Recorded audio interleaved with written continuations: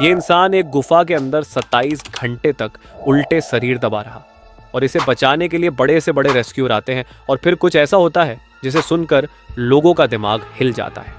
अगर आप कमजोर दिल के हैं तो वीडियो को आगे ना देखें, क्योंकि यह कहानी सुनकर अच्छे से अच्छे लोगों को डर लगने लगता है।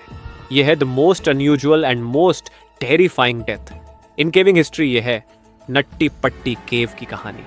24 नवंबर 2009 के दिन अमेरिका के यूटा में रहने वाले जॉन एडवर्ड नाम का 26 साल का लड़का, जो कि अपनी जॉब से सीधा छुट्टी लेकर अपने घर यूटा में पहुंचा और वहां जाकर जब वह फैमिली से मिला तो सभी फैमिली वालों ने मिलकर प्लान बनाया कि क्यों ना वो इस वेकेशन को कुछ अच्छे तरीके से मनाए, और फिर वह नट्टी पट्टी केव एक्सप्लोर करने का प्लान बनाते हैं। और यह प्लान उनके लाइफ का सबसे खौफनाक डिसीजन होने वाला था। तो सभी घर वालों का प्लान यह होता है कि 24 नवंबर की रात 8 बजे नट्टी पट्टी केव को एक्सप्लोर करने जाएंगे और कुछ घंटे बाद वापस घर लौट आएंगे। लेकिन वहां जो होने वाला था ये कोई सपने में भी सोच नहीं सकता था। हालांकि जॉन इस केव में पहली बार जाने वाला था, लेकिन इसे थोड़ा बहुत केविंग का एक्सपीरियंस था, क्योंकि वो अपने छोटे भाई के साथ बचपन में केविंग किया करता था। केव में एक ऐसा सेक्शन है जो कि काफ़ी चैलेंजिंग है, जैसे कि बर्थ कैनल कहा जाता है, जो कि बहुत ज़्यादा नैरो और टाइट है, जिसकी वजह से वहाँ एक्सपीरियंस केवर भी अपने बॉडी को स्क्विच करके निकाल नहीं पाते हैं। किसी के हिप्स और शोल्डर वहाँ फंस जाया करते और जितना भी वो कोशिश कर ले नहीं निकलते, और उसे निकालने के लिए रेस्क्यू टीम की ज़रूरत पड़ती। और इसी वजह से इस केव को सालों पहले बंद भी कर दिया गया था और ये नट्टी पट्टी केव मार्च 2009 में ही रीओपन हुई थी, कुछ नए रूल्स के साथ। रूल्स ये थे कि केव के अंदर जाने से 21 दिन पहले वहाँ के अथॉरिटी से परमिट लेनी होगी, और केवर के हर एक ग्रुप में 2 एक्सपीरियंस केवर होना कंपलसरी था। जॉन और उसका 13 साल का छोटा भाई जॉस दोनों एक्सपीरियंस केवर थे, तो इसे अंदर जाने की परमिट मिल जाती है। और फिर सभी घर वाले मिलकर नट्टी पट्टी केव के एंट्रेंस पर पहुंचते हैं, जिसकी साइज सिर्फ 30 इंच थी, और वह सभी 24 नवंबर की रात 8 बजे केव में घुसते हैं। पूरा ग्रुप केव में एंटर होता है तो पहले 1 घंटे तक सब कुछ ठीक चलता है और सभी लोग कॉन्फिडेंटली आगे बढ़ रहे होते हैं। लेकिन फिर जॉन और जॉस और उसके 2 दोस्त बिग स्लाइड की जगह पर रुक जाते हैं और आपस में एक मैप देखकर डिसाइड करते हैं कि वो इस केव के सबसे चैलेंजिंग बर्थ कैनल को विजिट करेंगे, जो कि इस केव के सबसे डीपर सेक्शन में है। ये इतना टाइट है कि सिर्फ कुछ ही लोग इस केव को क्रॉस कर पाते हैं, और यह माना जाता है कि यहाँ एक लॉन्ग टाइट पैसेज है, और अगर इसे क्रॉस कर गए तो एंड में एक और लंबा टाइट पैसेज आएगा, और अगर उसे भी क्रॉस कर गए तो एंड में एक छोटी सी थोड़ी सी रूम मिलेगी जहाँ आपको टर्न होने का मौका मिलेगा, और फिर वहाँ से आप टर्न होकर वापस आ सकते हो। हालांकि ये इतना टाइट है कि इसमें एक्सपीरियंस केवर को भी घुटन होने लगती है और वो पैनिक हो जाते हैं। जॉन और उसका छोटा भाई जॉस, जो इसके पीछे आ रहा था, उन्हें बर्थ कैनल मिल जाती है और वो दोनों बर्थ कैनल के अंदर घुस जाते हैं। लेकिन इसमें गलती ये होती है कि जॉन और जॉस जिस रूट में घुसे थे वो बर्थ कैनल की रूट थी ही नहीं। जॉन और जॉस एक्चुअली में गलत रूट में घुस चुके थे, जिसके बारे में इन्हें कोई भी आइडिया नहीं था। जॉन 15 फीट आगे मूव करता है और इसी बीच इसके सामने कई सारी चट्टानें भी आती हैं।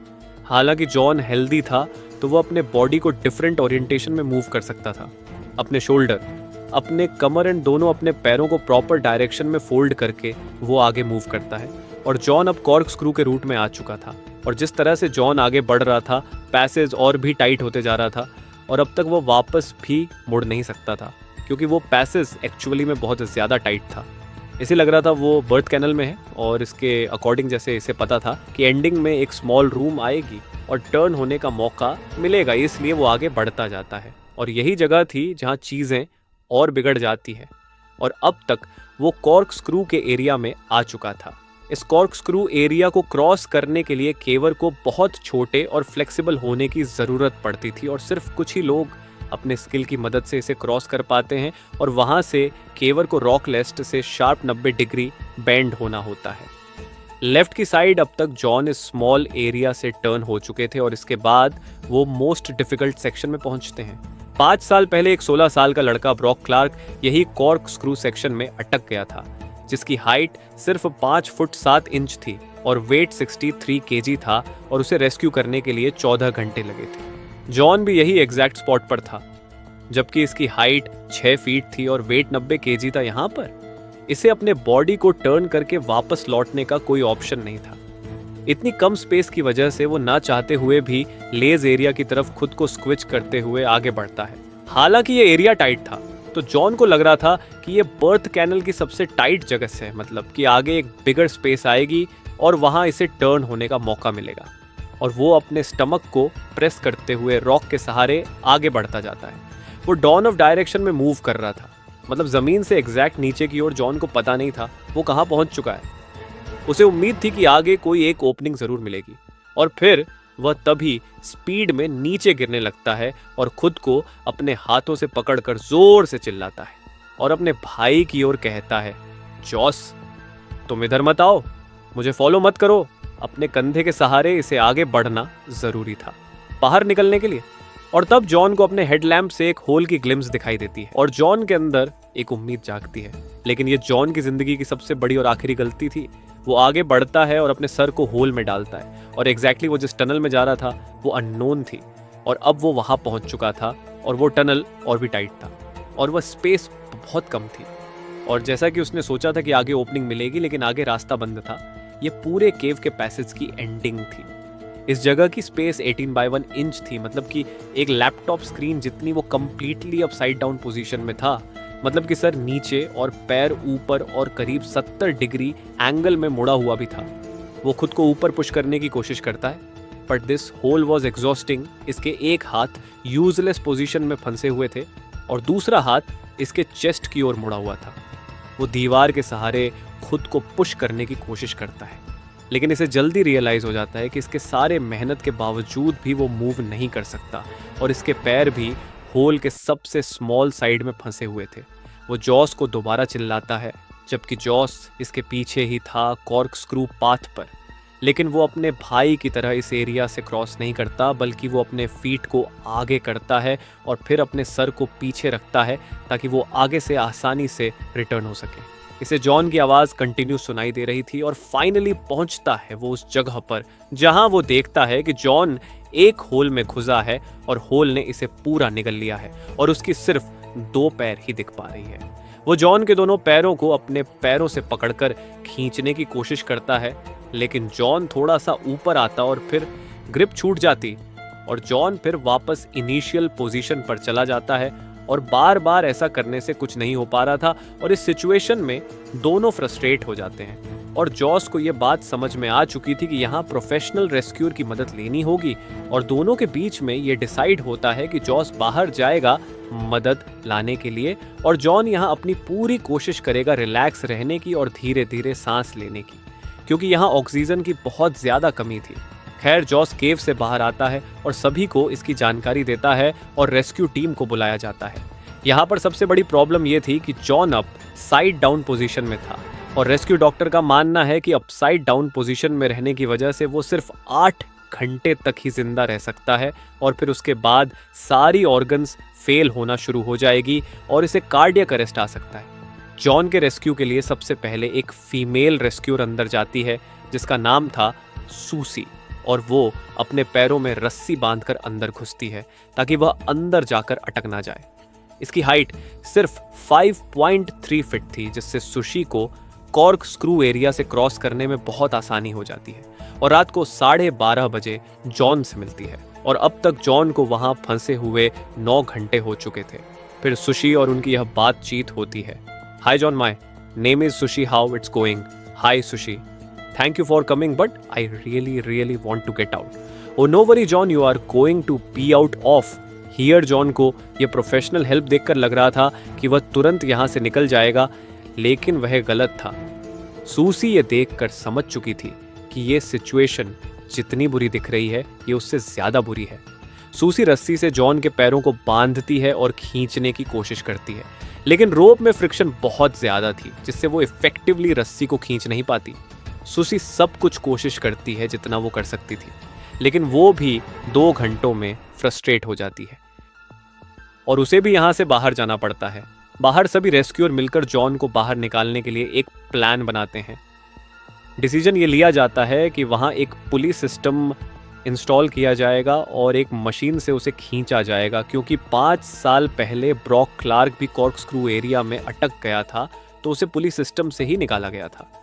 इक्विपमेंट के सभी पीसेस को कॉर्क के दूसरी साइड ले जाने में घंटों लग रहे थे और टनल एक्सट्रीमली टाइट थी और सिर्फ छोटे टूल को ही अंदर ले जाया जा सकता था और असिस्ट करने के लिए एक टाइम पर सिर्फ एक ही पर्सन हो सकता था और उस पर्सन को कद में छोटा और फ्लेक्सिबल भी होना ज़रूरी था ताकि अच्छे से क्रॉस कर पाए।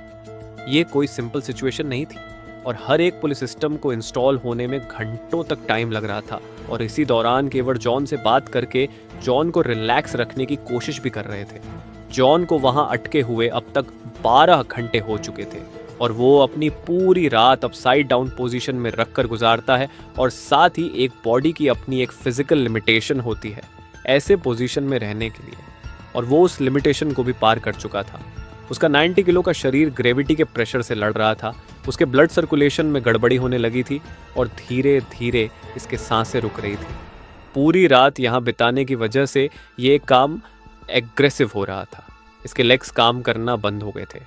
रेस्क्यूअर और जॉन के फैमिली के लिए जॉन को ऐसी हालत में देखना बहुत ही दर्दनाक था, लेकिन वो भी हेल्पलेस थे और ड्रिल करते हुए रेस्क्यूअर भी एग्जॉस्ट हो रहे थे। रेस्क्यूअर को पता था कि जब वो चाहे यहाँ से बाहर निकल सकते हैं, लेकिन यही चीज़ जॉन की किस्मत में नहीं थी। वह परेशान था और अपने चेस्ट को एक्सपांड करने की कोशिश कर रहा था जिससे वह सांस ले सके और वहाँ हवा में ऑक्सीजन का कंसंट्रेशन भी कम हो रहा था। और अब इतना टाइम बीतने के बाद जॉन के पास एक वाइड टेलीकॉम सिस्टम लगाया जाता है और दूसरी साइड से जॉन की वाइफ इमली उससे बात करती है और जॉन को इनकरेज करने की कोशिश करती है और जॉन भी अपनी वाइफ को दिलासा देता है कि मैं यहाँ से जल्द बाहर निकलूंगा और सब कुछ ठीक हो जाएगा। अब तक शाम के 4 बज चुके थे और जॉन के यहाँ 18 घंटे पूरे हो चुके थे और अब पुलिस सिस्टम भी लग चुकी थी और मूव करने के लिए तैयार थी।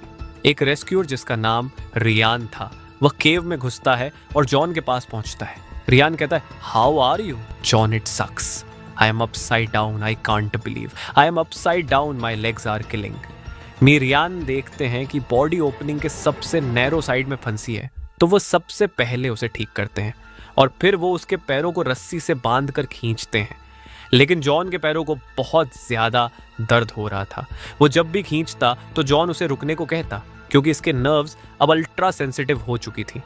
और फिर वो दोनों कुछ टाइम के लिए रुक जाते हैं और फिर वह दोबारा कोशिश करते हैं और अब तक ऐसा लग रहा था कि पुलिस सिस्टम अब काम कर रहा है। जॉन अब ऑलमोस्ट इतना ऊपर उठ गया था कि वो अब रियान को देख सकता था, उससे आई कांटेक्ट कर सकता था और फिर रियान जॉन को पीने के लिए एनर्जी ड्रिंक देता है। इसी तरह अब तक 19 घंटे बीत चुके थे। ये चीज़ें बहुत स्लोली हो रही थी और इसमें काफ़ी एफर्ट भी लग रहे थे। हालांकि थोड़ी सफलता तो मिल रही थी, लेकिन अब भी उसे निकालना काफ़ी मुश्किल था। जॉन के पैर ऊपर के सीलिंग को हिट कर रहे थे और उस पैसेज में उसे अपने पैर को ट्विस्ट करना इम्पॉसिबल था। तो रियान फाइनली डिसाइड करता है कि वह इसके पैर को तोड़ देगा और यही बीच यहाँ पर एक ऐसी अनइमेजिनेबल चीज़ होती है जिसके बारे में कोई सोच भी नहीं सकता था। पूरी सिस्टम फेल हो चुकी थी। एक बोल्ट जो जॉन के ऊपर ड्रिल किया गया था दीवार में, वो दीवार से निकल जाता है और वह सीधा रियान के सर पर जाकर लगता है, जिससे रियान अनकॉन्शियस हो जाता है और जॉन जो आधा ऊपर उठ चुका था वो वापस स्लीप होकर इनिशियल पोजीशन पर चला जाता है और अब जॉन का कोई रिस्पांस भी नहीं आ रहा था। ये मूवमेंट जॉन की फाइनल किस्मत थी। अब शायद वह कभी बाहर नहीं आ सकता था और रियान जब होश में आता है तो उसके सर से खून बह रहा था। वो पूरा कंफ्यूज हो चुका था कि यहाँ पर क्या हुआ।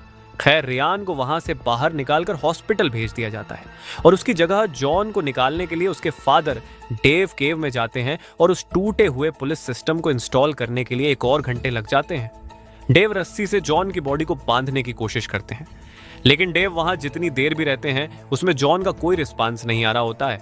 यह पूरा ऑपरेशन जॉन के बिना हेल्प के नहीं हो सकती था। यह पॉसिबल नहीं था कि एक 90 किलो का इंसान केव से बाहर निकल सके बिना उसकी मदद के। और जब डेव जॉन को रस्सी से बांधने की कोशिश कर रहे थे तो वह खुद भी 15 मिनट तक वहां अटक गए थे और आखिर में वो भी वहां परेशान हो जाते हैं और थक हार कर वहां से बाहर आ जाते हैं। अब ब्रैंडन कोल्स एक नए रेस्क्यूअर के तौर पर उसकी जगह ले लेते हैं और फिर वहाँ एक टेलीकॉम सिस्टम लगाया जाता है जिससे उसकी फैमिली उससे बात कर सके। लेकिन ब्रैंडन जो देख पा रहा था वह इमली नहीं देख पा रही थी। जॉन कोई भी रिस्पांस नहीं दे रहा था और पता नहीं वह ये बातें सुन भी पा रहा था या नहीं। कुछ घंटे पहले तक जॉन के सांस लेने की आवाज़ आ रही थी, लेकिन अब वह भी शांत हो चुकी थी। रेस्क्यू टीम एक एरिया में ग्रुप बनाकर डिसाइड करते हैं कि शायद जॉन मर चुका है और इसलिए पैसेज में मेडिकल प्रोफेशनल भेजेंगे जिससे कंफर्म हो जाए, और बिल्कुल ऐसा ही होता है। मेडिकल प्रोफेशनल कंफर्म करते हैं कि जॉन मर चुका है। 25 नवंबर की रात 11:56 में ऑफिशियल कंफर्मेशन कर दी जाती है कि जॉन एडवर्ड जोन्स ऑफिशियली मर चुके हैं। 120 रेस्क्यूअर ने बैक टू बैक 27 घंटे कोशिश करी जॉन को बाहर निकालने के लिए, लेकिन जॉन के अपसाइड डाउन पोजीशन होने की वजह से ये इम्पॉसिबल था। जॉन अपनी लाइफ के आखिरी 27 घंटे एक एक्सट्रीमली इन्वर्टेड पोजीशन में था, जबकि डॉक्टर ने प्रेडिक्ट किया था कि वह सिर्फ ऐसी हालत में 10 घंटे तक ही जी पाएंगे। ये वाकई काबिले तारीफ है। जो भी रेस्क्यूअर अंदर जॉन तक गए वो सच में एक हीरो थे। वो जानबूझकर ऐसे जगहों पर मदद करने गए जिसके बारे में उन्हें खुद नहीं पता था वो कितना रिस्की है। उसी में एक रेस्क्यूअर मीडिया को बताते हैं कि ये उसके 29 साल की रेस्क्यू करियर की टफेस्ट रेस्क्यू थी और वो इस रेस्क्यू में हार गए अथॉरिटी पूरी कोशिश कर रही थी जॉन की बॉडी को केव से बाहर निकालने के लिए। लेकिन बातचीत के बाद डिसाइड किया जाती है कि यह करना रेस्क्यू टीम के लिए काफ़ी डेंजरस होगा, और फाइनली डिसीजन लिया जाता है कि जॉन की बॉडी हमेशा के लिए वही दफन रहेगी और एंट्रेंस को कंक्रीट से सील कर दिया जाएगा, और एक हफ्ते बाद पूरी नट्टी पट्टी केव को ही हमेशा के लिए सील कर दिया जाता है। और इसी तरह के एक केव में कॉलेज के 10 दोस्त घूमने जाते हैं और केव के अंदर जाने के बाद उस केव में पानी भर जाता है। ये वीडियो देखने के लिए ऊपर क्लिक करें और वीडियो अच्छा लगे तो चैनल को सब्सक्राइब करें। Thank you.